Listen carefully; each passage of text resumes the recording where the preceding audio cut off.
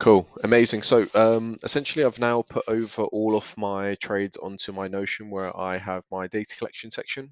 So, we're looking at the pair New Zealand yen. We're not looking at any specific patterns or anything because I haven't collected enough data. I think once I reach around about 100 individual trades, then I can come to the conclusion that I can start really refining my trades. But I can slowly do it now. I can see like, okay, I take trades on the 1 hour chart because I couldn't refine to the 15, whatever. A lot of my trades were risk entry, but I can see my reduced risks.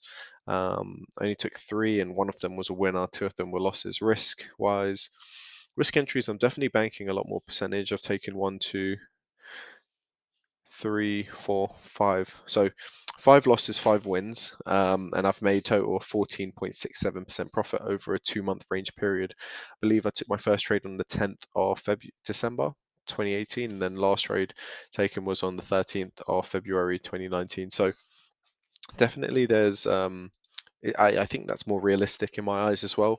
10 trades in a month, in 2 months, so five trades in a month. There was definitely some invalid trades there, so it could be less, which is even better, I think, in my opinion. There was some mistrades, yeah, but I didn't add the mistrades into my back testing. I usually add mistrades into my live trading data collection section, but this is all for back testing and essentially, yeah. So if I just click on, let's go to the one that I was just looking at. So this is the New Zealand yen trade I took, the second last trade from the previous video I posted today on the 1st of November 2022. So it was a 6% trade. It was taken prematurely. So there was a 1, 2, 3.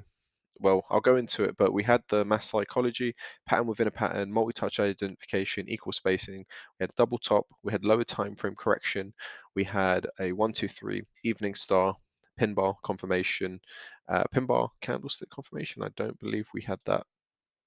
1 hour ascending, 4 hour ascending within the 4 hour structure and the 1 hour structure. So we look at the daily, obviously daily is corrective. There's not much to say, but we can see that there's some sort of squeeze there.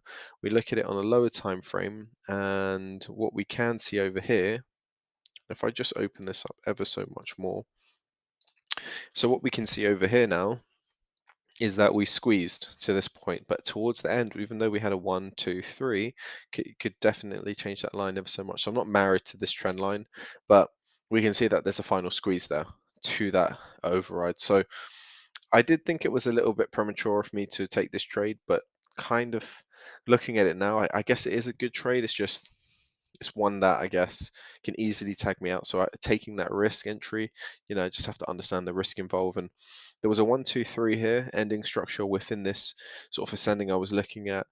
It wasn't the cleanest sort of pattern, but it did play out pretty well.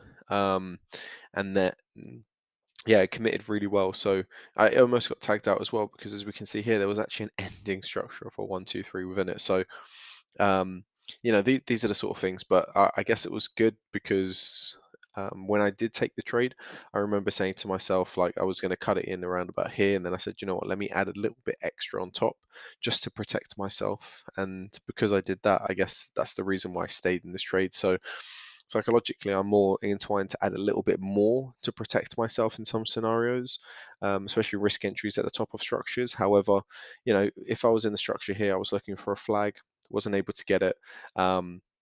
But essentially, this is the nice thing about journaling it is I can go back and actually look at this and understand my thought process in the moment.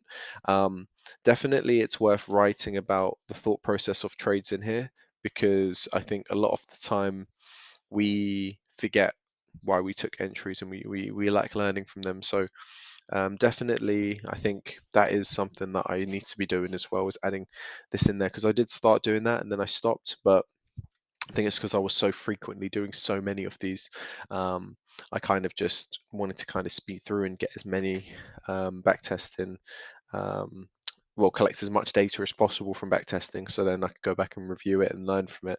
But what I really do now is because I collect all of this data, I can use my Notion here and I can say, let me search by correct characteristics, and I'll look for ones which, for example, meet the override, for example.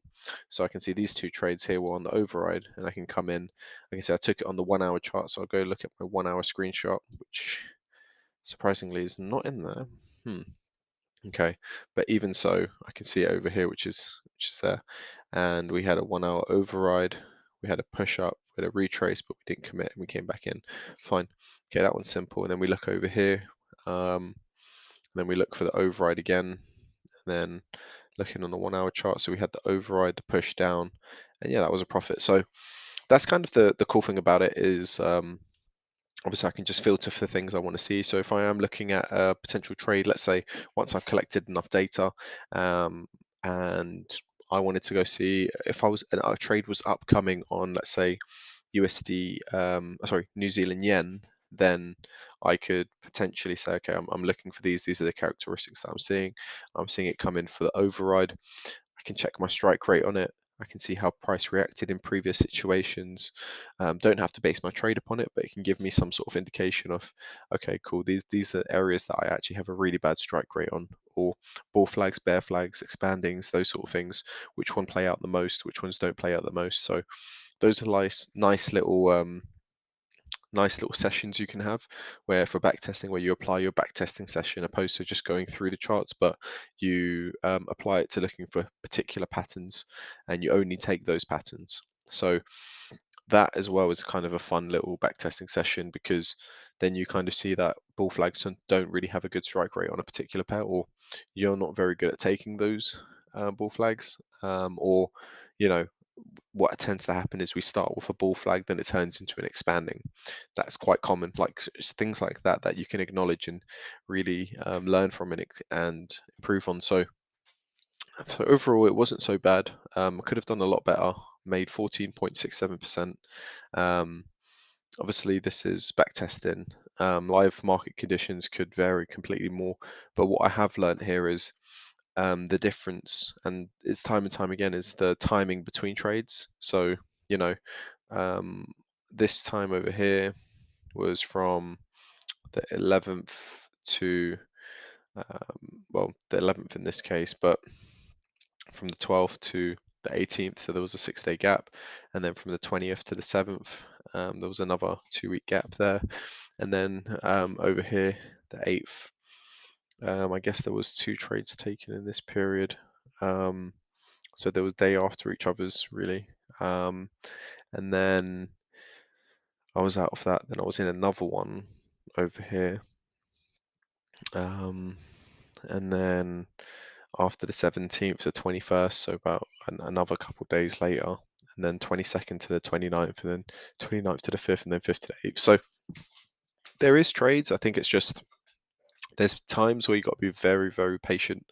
Um, and yeah, I think for sure, like something that I I wouldn't say that I really struggle with, but I have struggled with is probably taking too many trades on a particular day.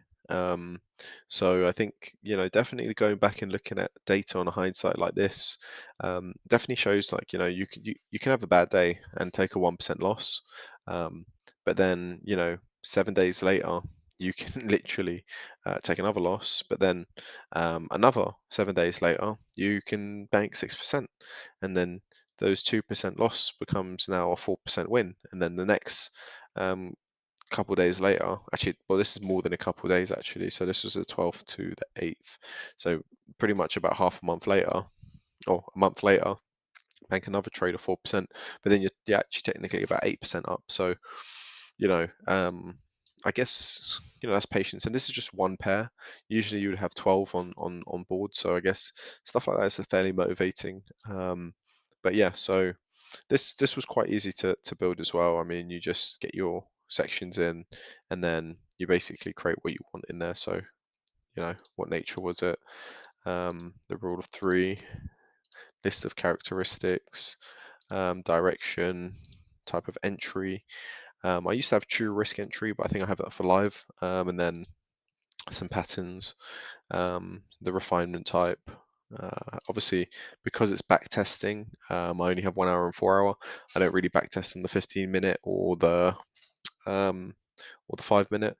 But I have done. I just haven't logged it on to my trading is just something that I kind of just do whilst the live market is moving. So yeah, I think definitely that's something that I think I need to do as well, because I take a lot of trades, looking on the 15-minute refinement or 15-minute flags and so forth. But a lot of my back testing is on the 1 hour chart. So yeah, essentially, that's something I'll go back and look at. But yeah, that kind of just sums up my sort of back testing sort of routine. So do the back testing, and then I drag all the data onto here, and then it's all here, and then I can check it out. And then yeah, that's basically it. But yeah, thanks for watching, and yeah.